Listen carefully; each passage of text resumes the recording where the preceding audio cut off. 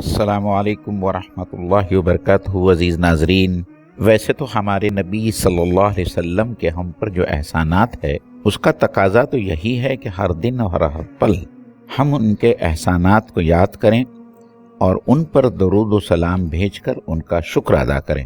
لیکن اگر ہم یہ نہیں کر رہے ہیں تو کم از کم ماہ ربیع الاول میں تو ہم ایسا ضرور کریں جس مہینے کی نسبت آپ کی ولادت اور وفات سے جڑی ہے۔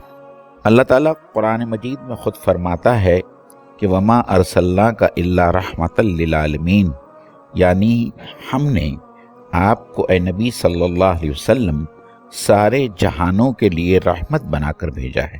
اگر ہر ایمان والا اپنی ذاتی زندگی پر ایک نظر ڈالے تو یہ محسوس کیے بغیر نہیں رہ سکے گا کہ آپ کے ہماری زندگی میں جو احسانات ہیں ان کا احاطہ بھی ممکن نہیں ہے۔ کیا آپ کے بغیر ہمیں اپنے رب کی معرفت حاصل ہو سکتی تھی، یا ہمیں خود اپنے وجود کے مقصد کا علم ہوتا؟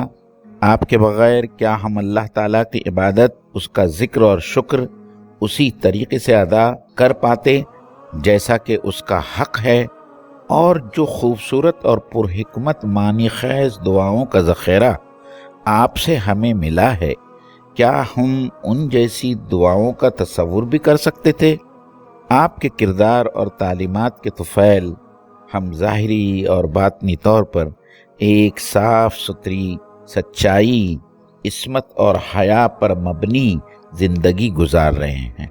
سور جیسے گندے جانوروں اور شراب جیسی مہلک مشروبات کا ہماری زندگی میں کوئی عمل دخل نہیں، اور اپنے ایمان اور اعمال صالحہ کے بنا پر اللہ کے فضل و کرم سے انشاءاللہ تعالی ہم جنت کی وہ ابدی نعمتیں حاصل کر پائیں گے جس کا انسان کبھی تصور بھی نہیں کر سکتا۔ صلی اللہ علیہ وسلم۔